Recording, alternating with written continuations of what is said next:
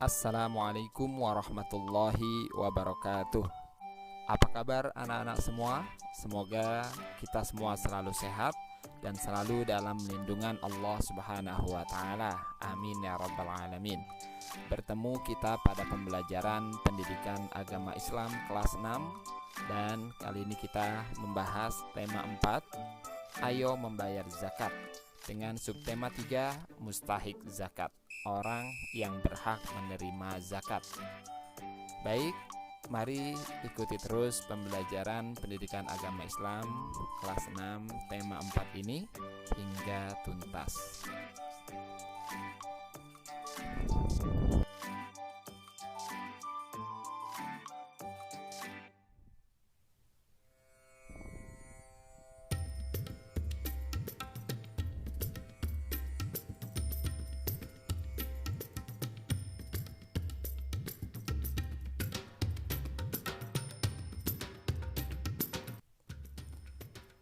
Sebelum dimulai pembelajaran hari ini, mari kita berdoa terlebih dahulu. Berdoa mulai. Bismillahirrahmanirrahim.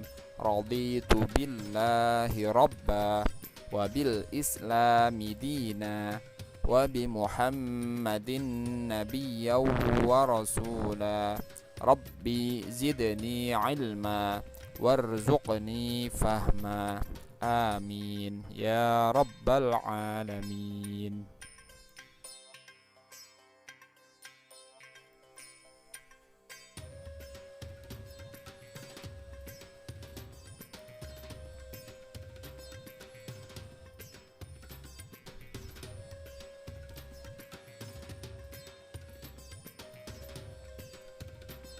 Pada hari ini kita akan membahas tema 4 dengan subtema 3, mustahik zakat. Pada pertemuan sebelumnya kita sudah membahas tentang makna zakat dan juga macam-macam zakat. Tentunya kalian masih ingat apa sih zakat itu? Zakat menurut bahasa bermakna membersihkan, dan menurut istilah zakat berarti mengeluarkan sebagian dari harta tertentu yang telah mencapai nisab. Adapun macam-macam zakat, zakat terbagi menjadi dua, yakni zakat fitrah dan juga yang kedua zakat mal. Nah, pada pembahasan kali ini kita akan membahas tentang mustahik zakat. Apa sih mustahik zakat itu? Mustahik artinya golongan orang yang berhak menerima zakat. Nah, pada pembahasan lalu telah dijelaskan tentang orang-orang yang wajib mengeluarkan zakat yang disebut dengan muzaki, yakni orang yang wajib membayar zakat. Zakat merupakan salah satu ibadah wajib yang telah diatur oleh agama Islam melalui Al-Quran dan Sunnah. Oleh karena itu, hukum membayar zakat adalah kewajiban bagi setiap muslim yang telah memenuhi syarat-syarat zakat. Zakat ini diberikan kepada orang yang berhak menerima zakat sesuai ketentuan syariat. Orang yang berhak menerima zakat tersebut disebut mustahik zakat. Di dalam Al-Quran surat At-Taubah ayat 60, Allah Subhanahu wa ta'ala telah menjelaskan tentang golongan orang yang berhak menerima zakat atau mustahik zakat. Allah berfirman, A'udzu billahi minasy syaithanir rajim. Bismillahirrahmanirrahim. Innamas shadaqatu lil fuqara'i wal masakin wal 'amilina 'alaiha wal mu'allafati قلوبهم وفي الرقاب والغارمين وفي سبيل الله وابن السبيل فريضة من الله Wallahu alimun hakim. Shadaqallahul azim. Artinya, sesungguhnya zakat itu hanyalah untuk orang-orang fakir, orang miskin, amil zakat yang dilunakkan hatinya atau mu'allaf, untuk memerdekakan hamba sahaya, untuk membebaskan orang yang berutang, untuk jalan Allah, dan untuk orang yang sedang dalam perjalanan, sebagai kewajiban dari Allah. Allah Maha Mengetahui, Maha Bijaksana.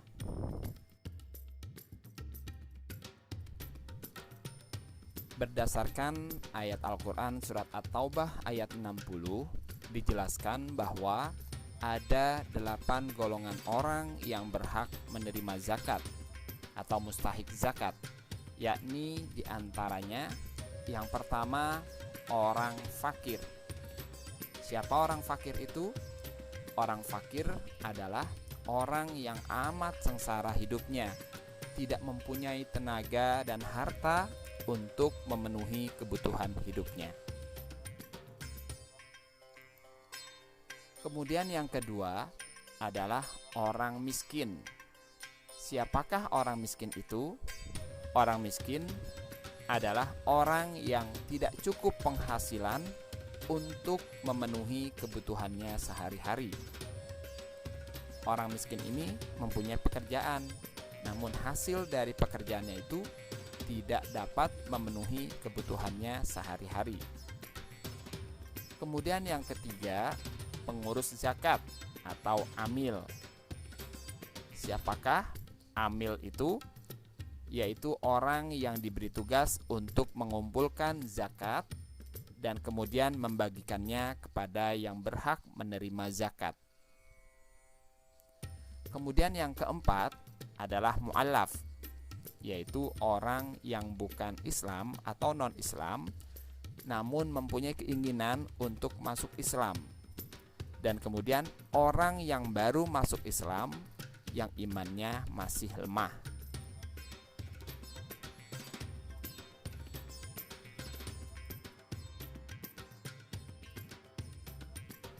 Selanjutnya, orang yang kelima yang berhak menerima zakat adalah orang yang berutang atau disebut gharim. Orang yang gharim atau yang berhak menerima zakat dari golongan orang yang berutang ini ada dua. Yang pertama adalah orang yang berutang karena untuk kepentingan yang bukan untuk maksiat dan ia tidak sanggup membayarnya. Misalnya, untuk menafkahi keluarganya seperti untuk makan, tempat tinggal, atau membeli pakaian.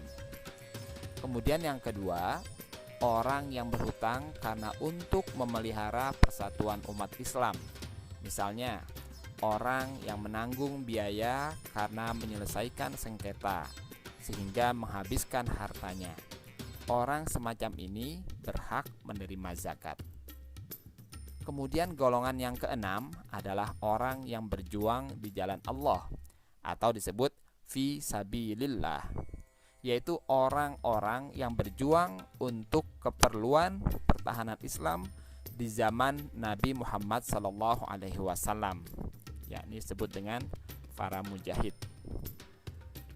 Kemudian fi sabilillah ini mencakup juga kepentingan-kepentingan umum, seperti diberikan kepada guru ngaji atau guru di madrasah atau madrasah diniyah.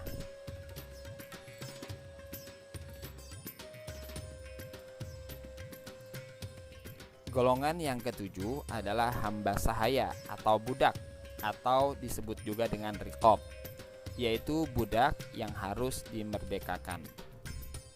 Zaman dahulu banyak orang yang dijadikan budak oleh saudagar-saudagar kaya. Zakat tersebut kemudian dipergunakan untuk membayar atau menebus para budak agar mereka dimerdekakan. Namun saat ini sudah tidak ada lagi perbudakan karena sudah dilarang secara hukum. Kemudian golongan yang terakhir atau yang kedelapan adalah Ibnu Sabil. Ibnu Sabil adalah musafir yang kehabisan bekal sehingga tidak bisa melanjutkan perjalanan dan tidak bisa pulang. Terlepas dengan keberadaan harta di daerahnya, apakah musafir tersebut orang mampu ataukah tidak mampu. Kemudian Ibnu Sabil juga termasuk di dalamnya adalah seorang anak yang sedang menuntut ilmu namun kesulitan dalam pembiayaan. Nah, anak-anak, itulah 8 golongan orang yang berhak menerima zakat atau disebut mustahik zakat.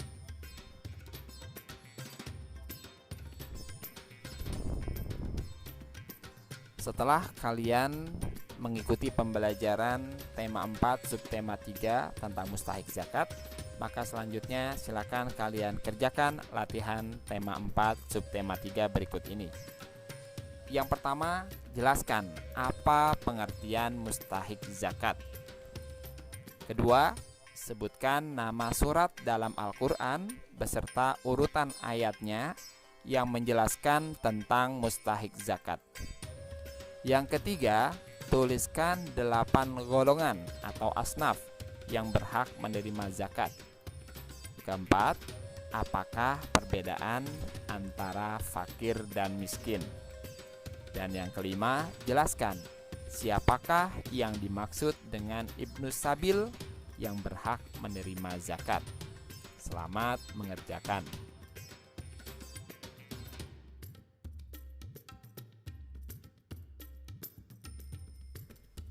Demikianlah pembelajaran kita hari ini. Semoga bermanfaat dan hendaklah kita gemar bersedekah dan juga berzakat jika mempunyai harta berlebih. Selanjutnya marilah kita akhiri pembelajaran kita hari ini dengan membaca Alhamdulillahirabbil alamin. Sampai bertemu pada pembelajaran selanjutnya. Terima kasih.